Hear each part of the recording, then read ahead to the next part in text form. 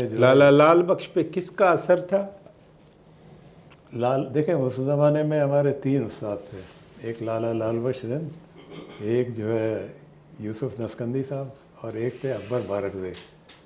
یہ تھے نیشنل عوامی پارٹی میں.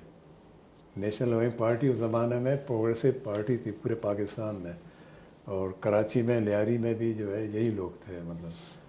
تو یہ جو لال بخش زند ہے، یوسف نسکندی ہے یا اکبر بارکزئی ہے، یہ تو ان کو ہم کیا کہہ سکتے ہیں، مارکسسٹ ہی کہہ سکتے ہیں.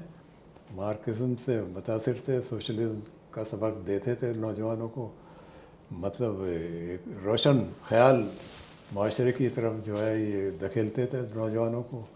اور پھر ان کا جو بتانے کا طریقہ ہے وہ کوئی اسکول کے استاد یا کوئی ٹپیکل استاد کی طرح نہیں تھا. وہ جیسے بالکل بے تکلفانہ ماحول میں اس میں مطلب سوال بھی کر سکتے تھے، مطلب اگر کوئی بات سمجھ میں نہیں آئے یا کوئی سمجھنا چاہے مزید تو یہ بھی ہوتا تھا. اور اچھا دور تھا یہ. میں بات کر رہا ہوں 60s کی بات کر رہا ہوں. تو اس زمانے کے جتنے لڑکے نکلے، میرا خیال ہے کہ نظریاتی طور پر ان کا ذہن بنتا گیا. اور اسی دوران میں فیض احمد فیض صاحب تھے، وہ پرنسپل بن گئے عبداللہ ہارون کالج میں. انہوں نے 8 سال وہاں گزارے. آپ یوں سمجھ لیں 64 میں آئے تھے وہ، 72 میں گئے وہ. ان کا اثر کتنا ان کا لیاری اثر میں؟ یہ تھا کہ وہ بہت نفیس آدمی تھے، بہت بڑا نام تھا، بہت شریف آدمی تھے، اور کم بولتے تھے، دھیمے انداز سے بات کرتے تھے، لیکن اچھے منتظم بھی تھے. ان کے زمانے میں عبداللہ ہارون کالج کا بڑا نام تھا، یعنی شہر کے دوسرے جو اسٹوڈنٹس ہیں وہ بھی وہاں آتے تھے. اور صرف تعلیم نہیں، اور بھی ایکٹیویٹیز تھیں ان کے. وہ کبھی دیکھیں کوئی بلوچی دیوان ہو رہا ہے، کبھی سندھی دیوان ہو رہا ہے، کبھی جو ہے نشستیں ہو رہی ہیں، ادبی نشستیں ہو رہی ہیں، کبھی مشاعرے ہو رہے ہیں. تو اس زمانے میں پھر اوپر سے جو ہے جو شہر جس کو ہم کہتے ہیں، پہلے یہ ہوتا تھا ہم کراچی لیاری سے جب باہر جاتے تھے صدر وغیرہ، تو ہم اپنی والدہ سے کہتے ہم شہر کی طرف جا رہے ہیں. تو شہر سے جو لوگ آتے تھے پھر یہ لنک ہوا، وہاں سے بھی پروگریسو لوگ آتے جاتے تھے. اور ڈاکٹر میمر احسان کو ہم نہیں بھول سکتے. کون؟ ڈاکٹر میمر احسان. میمر احسان. حسان. وہ بالکل استاد تھے، وہ وائس پرنسپل تھے. فیض صاحب نے جو ہے سارا انہی کے حوالے کیا تھا. فیض صاحب صرف سرپرستی کرتے تھے. تو وہ نوجوانوں میں بہت پاپولر تھے. انہوں نے بھی بڑی تعلیم نظریاتی لحاظ سے، میرا خیال ہے کراچی میں ان سے زیادہ مفکر یا ہم کہیں کہ مدبر اور اپنے کاس سے جو ہے وفاداری جو ان میں تھی، بہت کم ایسے ملیں گے. تو یہ لوگ بھی تقریباً 7-8 سال وہاں لیاری میں رہے، تو اس سے بھی جو ہے اثر پڑا نوجوانوں میں. میں نے تو نہیں پڑھا عبداللہ ہارون کالج میں، میں تو ایس ایم کالج میں تھا، لیکن دوست تھے ہمارے وہاں پہ. اور یہ کہ ہمارا آنا جانا تھا. فیض صاحب کی بڑی خوبی یہ تھی کہ وہ یونین الیکشنز کراتے تھے. آپ دیکھیں 60s میں، اسٹوڈنٹ یونین. آپ 60s کی بات جب ہم کرتے ہیں تو یہ ایوب خان کا دور ہے، ہاں عامر کا، ہاں ڈکٹیٹر کا. بالکل. لیکن اسٹوڈنٹس الیکشنس بھی ہوتے تھے، اور جو لیفٹسٹ سے جو پروگریسوز تھے ان کی نشستیں بھی ہوتی تھیں. کوئی رکاوٹ نہیں تھی اس زمانے میں. تو الیکشنس میں بھی لوگ اسٹوڈنٹس جو ہے بڑے زور شور سے حصہ لیتے تھے.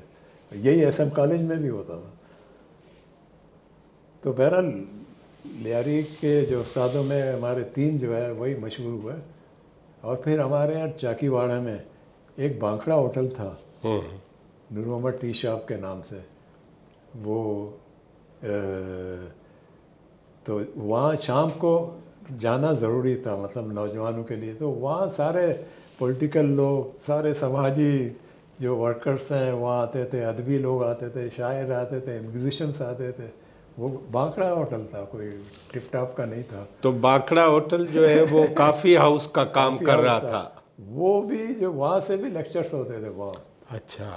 اکبر بارکزئی، اچھا ان تینوں میں اکبر بارکزئی جو ہے کچھ زیادہ ہی ایجوکیٹڈ تھے. وہ انٹرنیشنل ریلیشنس وغیرہ جو ہے وہ اس پہ بات کرتے تھے. وہ بھی لیاری کے تھے؟ لیاری کے تھے، بالکل اچھا. لیاری کے تھے. ابھی ان کی اولاد ہے؟ अच्छा उसका ये हुआ कि 1965 में बड़ी अयूब खानी के दौर में ग्रेटर बलूचिस्तान का एक मसला हुआ वहाँ पे, तो दकड़ शुरू हुई। तो ये लाल बख्श रंद भी पकड़े गए और यूसुफ नस्कंदी भी पकड़े गए। एक पम्फलेट शाया हुआ था शायद। तो इसी दौरान में अकबर बारगज़ई खिसक गए, वो काबुल गए यहाँ से, अंडरग्राउंड हो गए। अंडरग्राउंड हो गए, शाम गए, फिर वहाँ से लंदन हो गए, चले गए। तो लंदन ही में वफात उनका भी।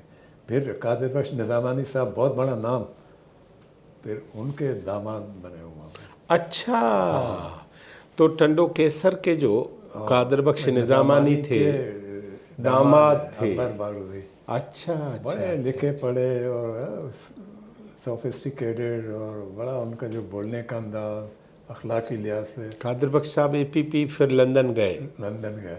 बलोच मूवमेंट कादिर के। बख्श निज़ामानी साहब से हमारा भी वास्ता पड़ा, क्योंकि जब मैंने कहा ना कि हम सर्विस कर रहे थे, तो 72 में रेशन एम्बेसी थी यहाँ पे, उसका जो है पब्लिक रिलेशन डिपार्टमेंट था, इंफॉर्मेशन डिपार्टमेंट। तो वाइस काउंसिल चलाते थे वो रूसी, तो उसमें भी हमें सर्विस मिल गई। हम टाइपिस्ट थे अच्छा, वहाँ पे, तो आर्टिकल्स वगैरह आते थे मॉस्को से, तो वो टाइप करके देते थे। तो जब मैं गया तो उस वक्त कादिर बख्श निज़ामानी साहब मैनेजर थे वहाँ पे। तो बड़े शरीफ आदमी, वो लगते नहीं थे कि ये इतने बड़े आदमी हैं। अच्छा, ये तो बाद में पता चला हमें। वो मतलब इंकसारी से मालूम नहीं होता। बिल्कुल बिल्कुल इंकसारी, और जैसे कुछ पता ही नहीं उनको, कुछ मालूम नहीं, लेकिन बड़ा हिल्म रखते थे वो। फिर अच्छा, मैं इसी एम्बेसी में था कि ये जो फिर भुट्टो साहब का ऑफ़र लेटर मिला मुझे, फिर यहाँ से फिर मैं अपर सिंध चला गया। तो बहरहाल शेख साहब बड़ा अच्छा ज़माना था। और ये जो और कौन लोग हैं? यूसुफ नस्कंदी नजरियाती तौर पर, नजरियाती, वही नैब बारगज़ई, हाँ नैब के थे। नैब के थे। अच्छा, नैब के बिखरने से ये हुआ, क्योंकि ये फिर जेल में डाल दिए थे ना इन्होंने, भुट्टो साहब ने। ये बात की बात है, हाँ, बात की बात है। लेकिन जब तक 60s में ये थे, तो इसकी ज़माना पीपल्स पार्टी उभर रही थी। 67 में बनी। 67 में बनी, तो 68 तक वो लियारी में भी पहुंच गई थी। हाँ, और लियारी का जो पीपल्स पार्टी का पहला जो इजलास हुआ, वो यूसुफ नस्कंदी साहब के घर ही में हुआ। अच्छा, हाँ, क्योंकि यूसुफ साहब ने हमें बताया था कि भाई भुट्टो साहब ने मुझे 70 के इलेक्शन में बुलाया।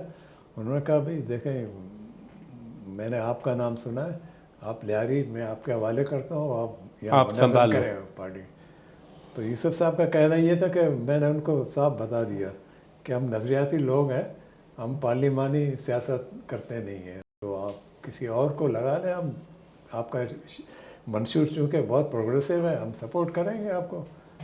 तो बहरहाल फिर जो है पीपल्स पार्टी आहिस्ते आहिस्ते जो है उसका एक मकाम हो गया। अच्छा, इसी दौरान में BSO के दो टुकड़े हुए, BSO के दो टुकड़े हो गए, एक एंटी सरदार, एक प्रो सरदार। हाँ। जो प्रो सरदार है वो तो नेशनल पार्टी के लीडरों ही के पास विंग, जैसे स्टूडेंट विंग कहते हैं। अच्छा, उसके BSO के उस प्रो सरदार लीडर कौन थे BSO में? बीजन थे।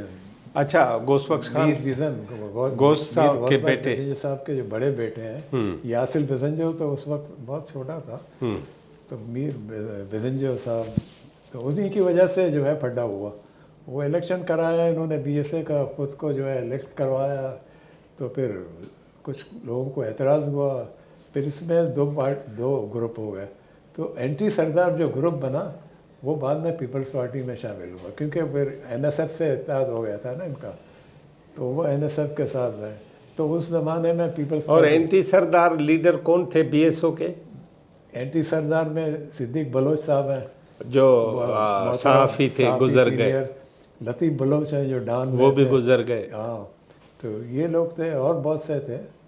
और यहाँ एंटी जो सरदार ग्रुप है, इसमें ज़्यादा लड़के थे, तो बहरहाल ये काफ़िला आगे चलता रहा। फिर भुट्टो साहब का दौर आया, تو بھٹو صاحب کے دور میں جو ہے ایک تو آپ نے جو روشن چہرے لکھے ہیں اور کون ہیں؟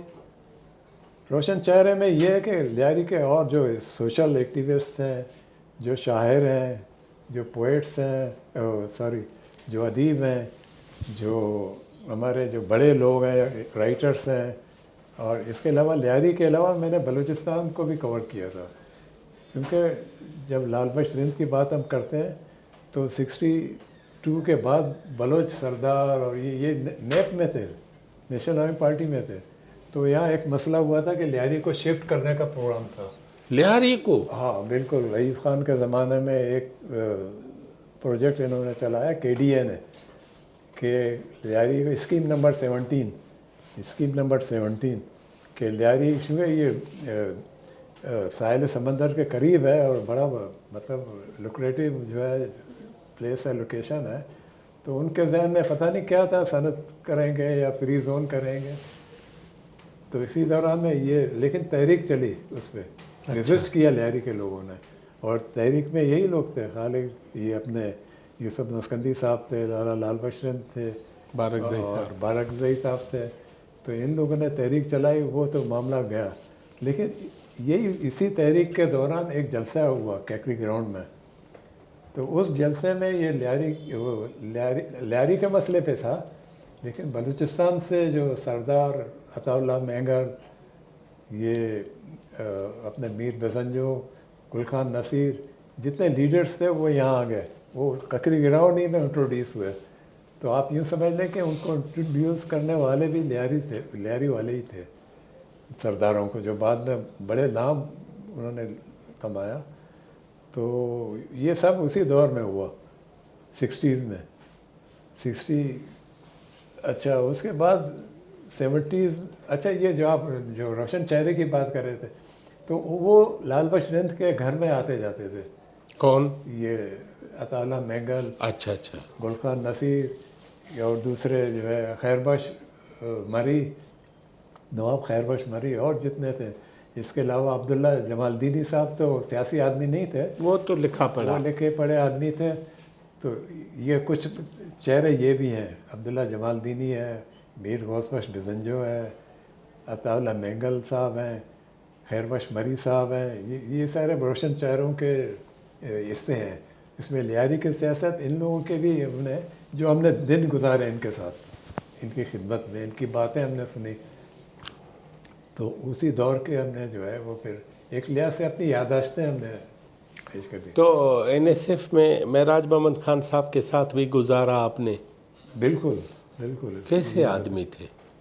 معراج محمد خان تو بڑے زبردست آدمی تھے، ہاں بڑے زبردست مقرر تھے، اور بہت خوبصورت نوجوان تھا اس زمانے میں، اور بالکل ہی مطلب ایک لحاظ سے نظریاتی جو ہے جیسے دھلا ہوا ہے نا، اس سے نکلا ہوا ہے، وہ کافی صاف شفاف، کوئی بیچ میں وہ نہیں ہے، اور صاف صاف بات کرتے تھے، وہ اپنے حقوق کی بات کرتے تھے، وہ معاشرے کو بدلنے کی بات کرتے تھے، وہ یہاں پہ روشن خیالی کو آگے بڑھانا چاہتے تھے، تو وہ زمانے میں ان کی کوئی پارٹی نہیں تھی، لیکن NSF کے لیڈر تھے وہ بہت بڑے، اور پھر کراچی میں اگر پیپلز پارٹی کو ایک لحاظ سے جنم دیا یا اس کو مضبوط کیا تو اس میں معراج محمد خان کا بڑا ہاتھ ہے۔ معراج محمد خان نہیں جاتے پیپلز پارٹی میں تو پیپلز پارٹی والوں کے لیے بڑا مسئلہ ہوتا ہے یہاں پہ، کیونکہ صرف لیاری اور بلوچ اسپیکنگ ایریا ہی پیپلز پارٹی کے تھے، بھٹو صاحب سے متاثر ہو کے، باقی کیوں نہیں تھے؟ باقی اردو اسپیکنگ تو نہیں تھے۔ کیوں؟ یہ اس زمانے میں دیکھیں، اگر آپ کراچی کی بات کرتے ہیں تو اردو اسپیکنگ زیادہ جماعت اسلامی سے وابستہ تھا، میں وہی پوچھ رہا ہوں۔ وہ قومی اسمبلی کے جو جتنے بھی الیکشنز ہوئے ہیں اس میں جماعت اسلامی کے رمضان لوگ صاحب مجھے یہ بات سمجھائے نا جی کہ اس ملک کا سب سے بڑا شہر جی اور اس ملک کی سب سے بڑی یونیورسٹی، جی جی ٹھیک ہے، اس میں دونوں جگہوں پہ ایک مذہبی یا عقیدے کی جی چھاپ ہے، جی تو انڈسٹریل ایریا میں سماجی طور پر ایسا ہونا تو نہیں چاہیے، تو یہ کیوں ہوا؟ नहीं देखें, ये जो ज़ाहिर है उर्दू स्पीकिंग जो है अपने साथ एक नज़रिया लेके आए थे, और बकौल उनके कि पाकिस्तान इसलिए बना था कि यहाँ इस्लामी निज़ाम नाफिज हो, और कोई मुनज़्ज़म पार्टी और थी नहीं। साफ बात ये है ना, मुनज़्ज़म पार्टी कोई थी नहीं।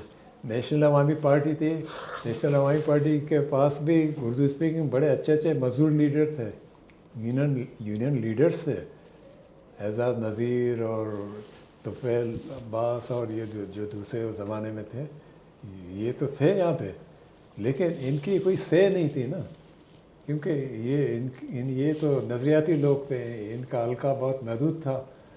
तो इस लिहाज से अगर अवाम में आप जाते तो पीपल्स पार्टी ही को जाना था। मैं वही पूछ रहा हूँ ना, एक प्रो पीपल लेफ्ट के लोग हैं, जी जी वो अवामी एक पार्टी नहीं बनी है, जी जी ठीक है, हाँ। तो उसके साथ शहर के बाकी इलाके नहीं गए? नहीं, अगर गए भी हैं तो बहुत कम। इनफरादी तौर पर गए होंगे। दूसरा, इनफरादी तौर पर अगर डॉक्टर जनाब महराज मोहम्मद खान साहब वाले गए, जी जी तो अगेन सवाल पैदा होता है कि क्या नज़रियाती आदमी को पीपल्स पार्टी में जाना चाहिए था? अब देखें, बात यह है कि नज़रियाती पीपल्स पार्टी का अगर मंशूर उस ज़माने का आप पढ़ें तो वो जे रहीम साहब ही ने बनाया था।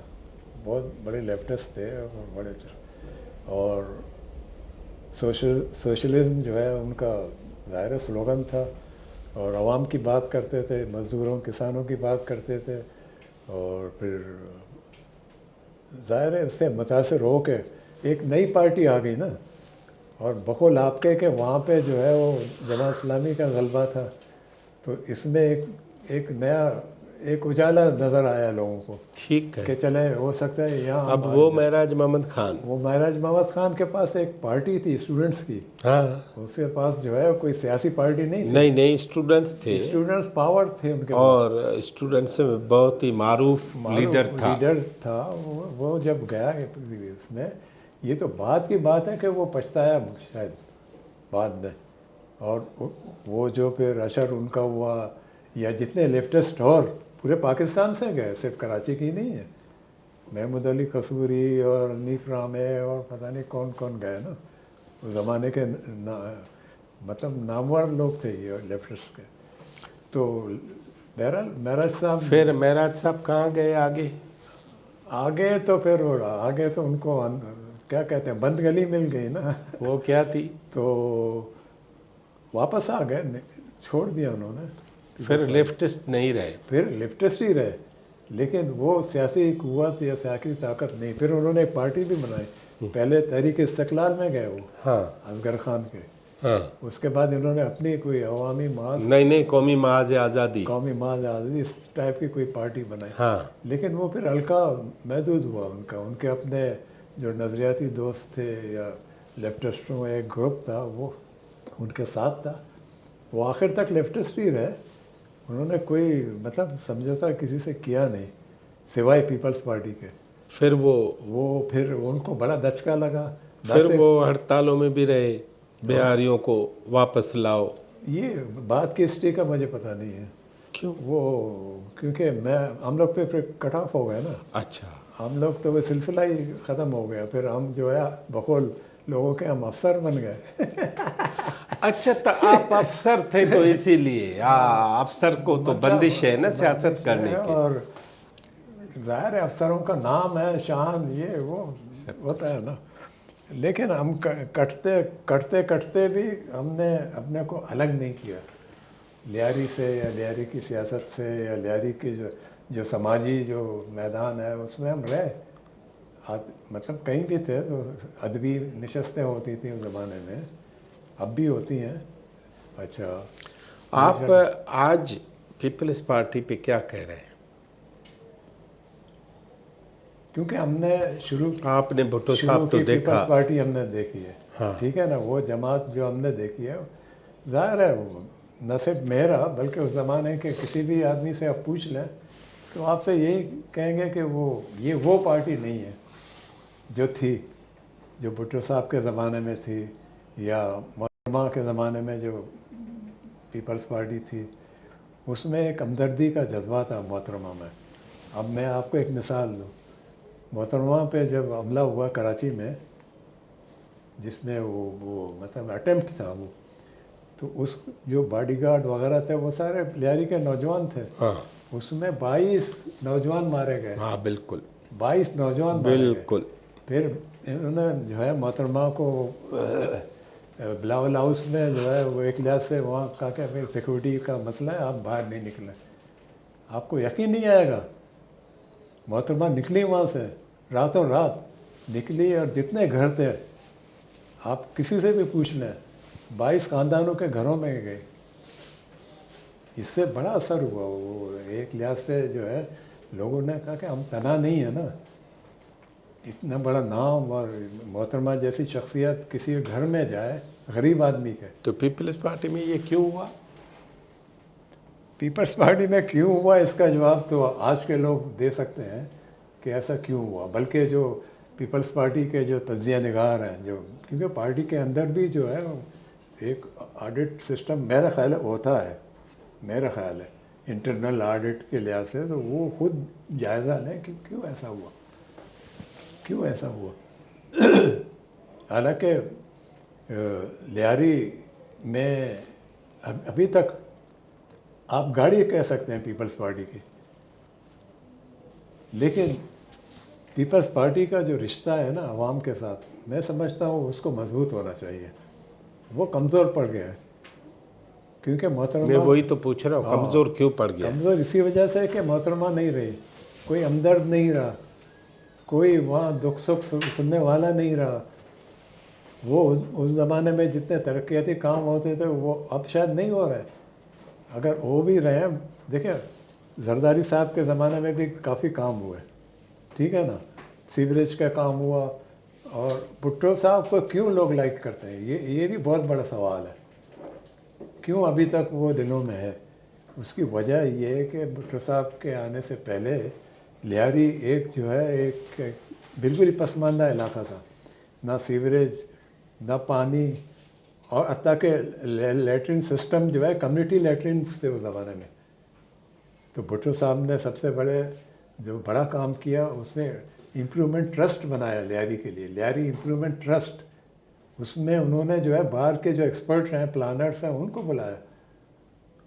ان کے ہاتھوں سے جو ہے لیاری کی پلاننگ ہوئی ہے.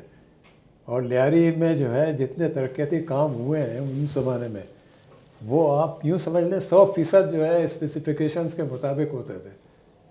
اور سیوریج لائن کا یہ ہوتا تھا کہ ہم جب چاکی واڑہ جاتے تھے تو ایک بارشوں کے بعد ایک مہینے تک پانی جمع رہتا تھا. تو یہ جب تک بھٹو صاحب رہے یہ ترقیاتی کام ہوتے رہے. سڑکیں بھی بننی شروع ہو گئیں، اور جیسے ابھی ہاسپیٹل ہے، جنرل ہاسپیٹل ہے، اور بہت سے پروجیکٹس ہیں اس زمانے میں شروع ہوئے. اب یہ ہوا کہ وہ نہیں رہے یا وہ زیادہ مصروف ہو گئے اسلام آباد جا کر، تو اس میں پھر ظاہر ہے وہ رفتار جو ترقی کی اسلام آباد تو بھی ہوتی تھی، لیکن انہوں نے روزگار کا ایک دروازہ کھولا لیاری والوں کے لیے. آپ تصور کریں، ایک تو اسٹیل مل بنانا بہت بڑا کارنامہ تھا بھٹو صاحب کا. وہاں پہ جہاں اور لوگ لگے تو لیاری کے بھی لوگ وہاں لگے سروس میں. بھٹو صاحب کا ایک کارنامہ یہ کہ انہوں نے جتنے ڈپارٹمنٹس تھے، کیونکہ نیشنلائز کیا تھا انہوں نے، جتنی صنعتیں تھیں یا جو ہے یہ بینکس تھے، تو سب کو کہا کہ بھئی آپ اپنے ڈپارٹمنٹ میں فٹ بال جو ہے سیکشن بنائیں اور لیاری کے پلیئرس کو لیں. آپ کو پتہ ہے لیاری کے پلیئرس کی اتنی ڈیمانڈ تھی کہ وہ ایسٹ پاکستان جاتے تھے اس زمانے میں، ڈھاکہ جاتے تھے، اور ان کی تنخواہیں اس زمانے میں آپ تصور کریں کہ 10,000 روپے مہینے ملتے تھے، جبکہ ہم جیسے لوگوں کی 500-600 روپے سے زیادہ تنخواہ نہیں تھی. تو ان کی بڑی ڈیمانڈ تھی. لیکن بنگلہ دیش جب بن گیا تو پھر یہ سب کو واپس آنا پڑا، سب کو واپس آنا پڑا فٹ بالرس سے. تو اس زمانے میں پھر بھٹو صاحب نے یہ ایک آرڈر جاری کیا تھا کہ بھئی یہ جتنے ڈپارٹمنٹس ہیں سب فٹ بالرس کو اپنائیں. تو کسی نے کوچ لے لیا، کسی نے، ہر ڈپارٹمنٹ میں ایک جو ہے ٹیم تھی فٹ بال کی. تو ماشاء اللہ. اچھا اس کے علاوہ خلیج کا دروازہ کھولا, مڈل ایسٹ کا, یہ دبئی وبئی, یہ آپ دیکھتے ہیں نا لیاری میں کبھی آپ آئے ہوں گے تو آپ پکے مکانات آپ نے دیکھے ہوں گے. یہ سارے پاکستانی روپوں میں نہیں بنا ہے, یہ ریالوں سے بنا ہے, دیناروں سے بنا ہے, کیونکہ جتنے لوگ گئے یہاں سے وہ پہ پیسے بیچتے رہے, پھر ان کا اسٹینڈرڈ آف لیونگ کچھ بہتر ہوا. تو آپ لیاری, آج کی لیاری سے مطمئن ہیں؟ نہیں, اگر سیاسی پارٹی کے حیثیت سے آپ کہیں گے تو میں تو مطمئن نہیں ہوں, کیونکہ لیاری کے رہنے والے کے طور پر مطمئن ہے؟ وہی میں ابھی تک لیاری میں ہوں, رہتا ہوں, تو ظاہر ہے میں مطمئن نہیں ہوں, لیکن میں یہ کہہ سکتا ہوں کہ امپرومنٹ کی گنجائش ہے. نہیں, امپرومنٹ تو ہو سکتی ہے, اس کو اگر امپروو کریں وہ ممکن ہے. بالکل ممکن ہے, بالکل ممکن ہے. کیوں نہیں کرتے؟ یہ 17 سال سے حکومتوں میں بیٹھے ہیں. وہی میں کہہ رہا ہوں نا کہ یہ انٹرنل آڈٹ والوں کا کام ہے, وہ سوچیں, تجزیہ کریں, اور جو عام لوگ ہیں ان سے رابطہ رکھیں, جو لیڈرز ہیں جن کو جو ہے ٹکٹس جاری ہوتی ہے سیاسی جماعتوں کی طرف سے, ان پہ واچ ہو کہ وہ صحیح کام کر رہے ہیں نہیں کر رہے ہیں. فنڈز ان کو دیا جاتا ہے تو فنڈز کی بھی جو ہے کیا کہتے ہیں چیک اینڈ بیلنس ہونا چاہیے, کیونکہ آپ یقین کریں کہ اربوں روپے خرچے ہوئے ہیں پیپلز پارٹی کے دور میں, لیکن ترقی کیوں نہیں سامنے آتی ہے؟ ہم کیوں جو ہے ایسے لیاریاں, ہمیں بہت افسوس ہوتا ہے, دکھ ہوتا ہے کہ لیاری ایک پرانی بستی ہے, سب سے کراچی کی پہلی بستی ہے, اور 1970 سے یہ پیپلز پارٹی کے وفادار ہیں. تو لیاری آج کیوں ابھی تک جو ہے ہم بنیادی ضروریاتوں کے لیے ہمارے نوجوان آج بھی بینر لیے کھڑے ہیں. پانی کا مسئلہ ہے, گٹر کا مسئلہ ہے, بجلی کا مسئلہ ہے, گیس کا مسئلہ ہے, کیوں؟ روزگار کا تو بہت بڑا مسئلہ ہے. وہی میں نے کہا تھا کہ بھٹو صاحب اور محترمہ کے زمانے میں روزگار کا کوئی مسئلہ نہیں تھا. آپ کو شاید یاد ہو کہ محترمہ کے زمانے میں انہوں نے اسلام آباد میں وہ ایک بیورو بنایا تھا, تو وہاں جتنے نوجوان تھے لیاری کے سب نے اپلائی کیا, تو سب کو چانس ملا مختلف ڈپارٹمنٹس میں, سینٹرل گورنمنٹ میں, صوبائی گورنمنٹ میں. ابھی یہ سب کچھ نہیں ہے نا, اب نہیں ہے نا, اب زیرو ہے. ابھی مسئلے کا مجھے حل بتائیں, لیاری کو اچھا بھلا کیسے کریں؟ بالکل ممکن ہے. اچھا بھلا یہ کہ وہ, اچھا ایک اور بات میں کہوں کہ ہماری وابستگی سندھ گورنمنٹ سے ہے, ہماری وابستگی سندھ سے ہے, ٹھیک ہے نا. تو سوال یہ کہ ہمیں اس طرح کیوں نہیں ٹریٹ کیا جاتا جس طرح سندھ کے اور علاقے ہیں وہاں فوقیت ہے نا, ہم سندھ کی لسٹ میں کیوں نہیں ہیں؟ مطلب آپ سمجھتے ہیں کہ لیاری کے ساتھ حکومتیں سوتیلی ماں والا؟ بھائی ظاہراً تو ایسے ہی نظر آتا ہے. اچھا اس میں ہمیں اپنا چہرہ بھی نظر آتا ہے. نہیں, ہمارا قصور بھی ہوگا. اس میں ہمارا اپنا بھی چہرہ ہے کہ ہم کیوں بھائی, ہم نے کیوں اچھے لوگوں کو الیکٹ نہیں کیا, ہم نے جو ہے کیوں واچ نہیں رکھا اپنے نمائندوں سے, مالکی نہیں کی, ہم نے کیوں ایسے لوگ جو ہے منتخب کیے جن میں کوئی اہلیت نہیں تھی ہم نے. لیکن ان کے پاس بھی ایک جواب ہے. اگر عام آدمی سے پوچھیں کہ آپ نے کیوں نہیں کیا, تو کہتے ہیں ہم تو پیپلز پارٹی کو جانتے ہیں, جس کو وہ ٹکٹ دے ہم اس کے آگے پیچھے نہیں دیکھتے کون ہے. اب یہ واچ پارٹی کی طرف سے ہونی چاہیے کہ بندہ جو ہے جو ہم نے منتخب کیا ہے وہ لیاری کی نمائندگی کر رہا ہے, یہ آیا توقعات کے مطابق کام کر رہا ہے عوام کے, یا اپنے ذاتی مفاد کے لیے جو ہے یہ لیڈر بنے ہوئے. تو یہ بڑا فرق ہے نا. یہ واچ کون کرتا ہے؟ مطلب یہ لیاری میں اگر غصہ برقرار رہے گا تو پیپلز پارٹی کے لیے مسئلے ہوں گے. مسئلے تو میرا خیال ہو سکتے ہیں, لیکن مسئلے ہوئے نہیں ہیں. نہیں, ابھی لاسٹ الیکشن ہارا نا. وہی میں کہہ رہا ہوں نا, 2018 میں پیپلز پارٹی کا نہ کوئی ایم این اے آیا الیکٹ ہوا, اوپر نیچے دونوں ہارا, اوپر ایم پی ایس کی دونوں سیٹیں گئی یہاں سے. لیکن ہوا کیا, وہ 4-5 سال لیاری اور زیادہ غریب رہا, اور زیادہ پسماندہ رہا. اس کی وجہ یہ ہے کہ ہماری دو وجہ ہیں. ایک وجہ یہ کہ ہماری وابستگی سندھ گورنمنٹ سے ہے. سندھ گورنمنٹ جو ہے اس وقت شاید سپورٹ کرے جب پارٹی کی طرف سے کوئی ایم پی ہے ایم این اے ہو. دوسری وجہ جو اگر عام آدمی سے پوچھیں یا انالیسس کریں یا تجزیہ کریں، دوسری وجہ یہ ہے کہ پیپلز پارٹی کا آلٹرنیٹ نہیں ہے لیاری میں. پیپلز پارٹی کا آج تک جو ہے کوئی آلٹرنیٹ، کوئی سیاسی جماعت ہے نہیں. جماعت اسلامی والے بھی ہیں وہاں پہ، نیشنل پارٹی والے بھی ہیں وہاں پہ، اور پارٹیاں بھی ہیں، لیکن کوئی ہلا نہیں سکا. اگر 2018 میں ووٹ نہیں دیا تھا تو سوال یہ کہ وہاں جو وہاں کے شہری ہیں وہ ووٹ دینے جائیں تو کس کو دیں؟ چلے ہمیں پیپلز پارٹی صحیح نہیں ہے تو پھر ہم کس کو ووٹ دیں؟ کوئی پارٹی ہو نا آلٹرنیٹ. 2-4 انڈیویجولس تھے انہوں نے بڑا ٹف مقابلہ کیا، لیکن وہ پارٹی نہیں تھی نا. اچھا، مجھے آخری سوال کا جواب دیں.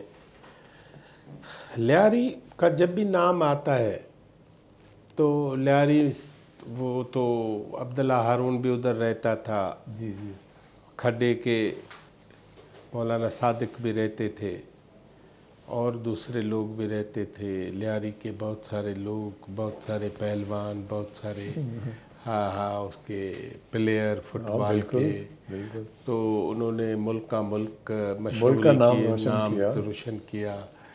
لیکن لیاری میں اندھیرا ہے. ویسے بجلی آپ کے پاس کتنا ٹائم ہوتی ہے؟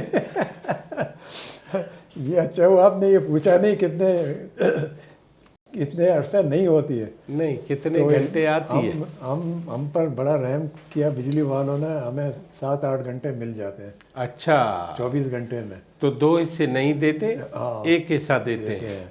اور ان کا کہنا یہ ہے کہ جو کے ای ہے الیکٹرک کا جو ادارہ ہے وہ سندھ گورنمنٹ کا کوئی ادارہ تو ہے نہیں، سرکاری ادارہ تو ہے نہیں. ہم مفت میں آپ کو کیوں دیں؟ ٹھیک ہے، واقعی کیوں آپ دیں؟ پیمنٹ جو ہے کیوں نہیں کرتے؟ ایک سوال ان کا بھی ہے اور جائز سوال ہے، ظاہر ہے.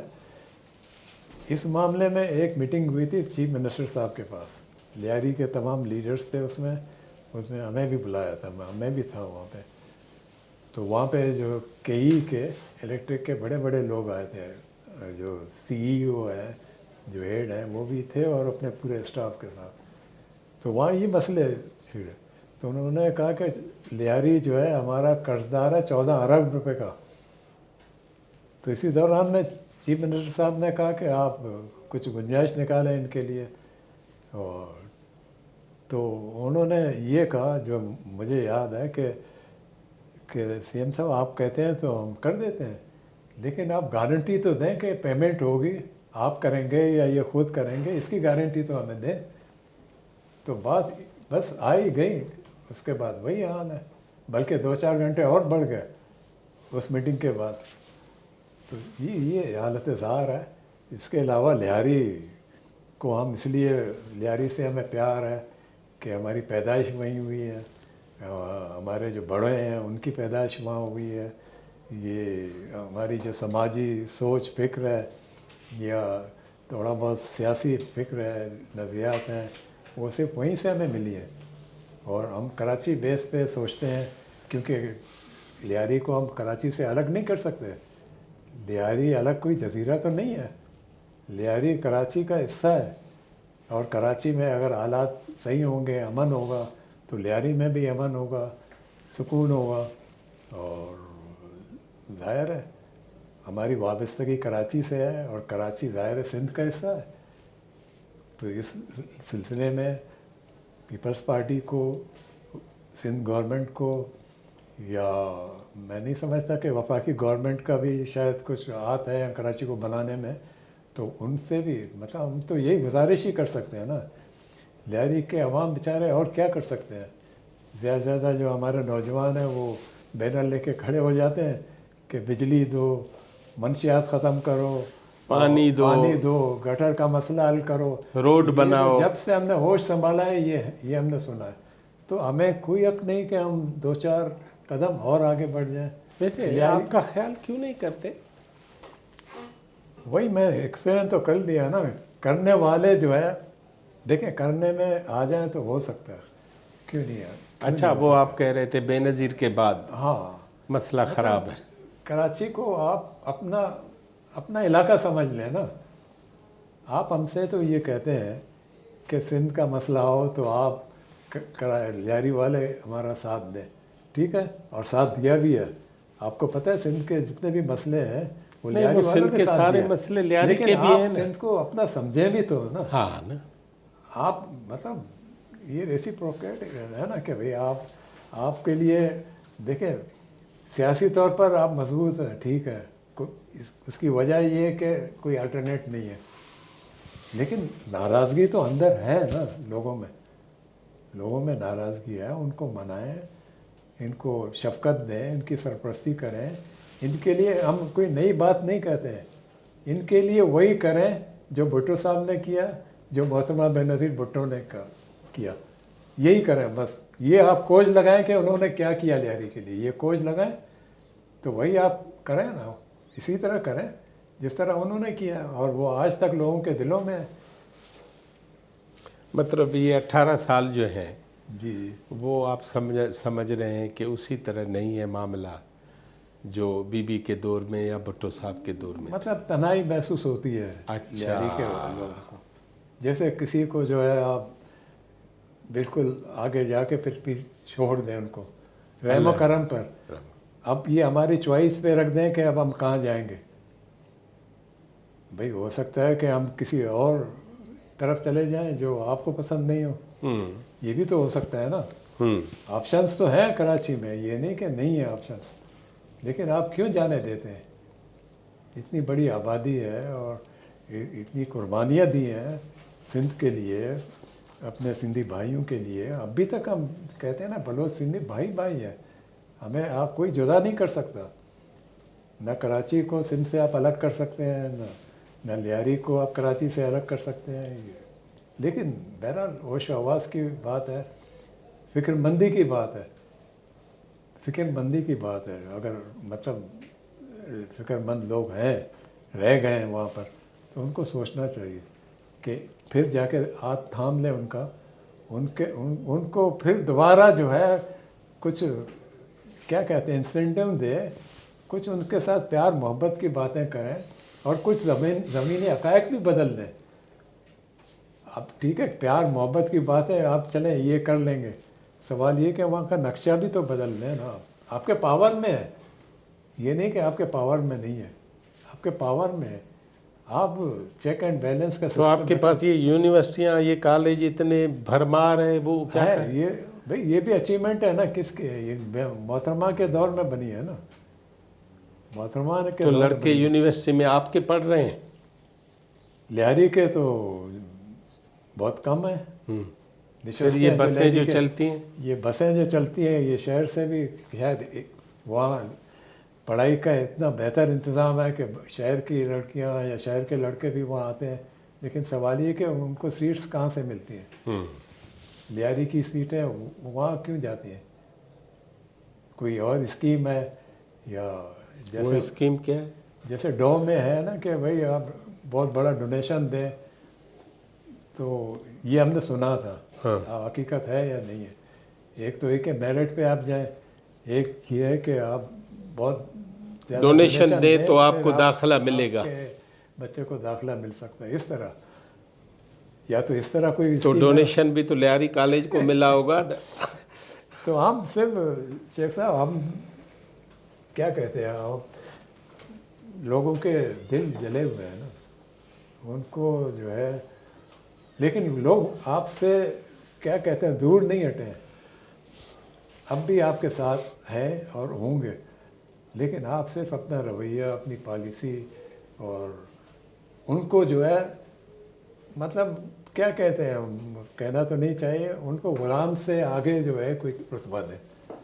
लियारी वाले ठीक है आपके लिए जान भी दिया उन्होंने, सब कुछ दिया है, कुर्बानी दी है, लेकिन इसके एवज़ में आप उसको एक तरक्की याफ्ता एक इलाका तो बनाएं, सड़कें अच्छी रखें, पार्क बनाएं, स्कूल्स, कॉलेज, यूनिवर्सिटी में एजुकेशन सिस्टम सही रखें, تو یہ کیوں نہیں بنتا, کیوں نہیں ایسا ہوتا ہے؟ رمضان صاحب آج کی نشست ہم یہاں پوری کر رہے ہیں, پھر ہم آپ سے ایک ایک کتاب پہ الگ الگ سے راسل گفتگو کرنا چاہتے ہیں.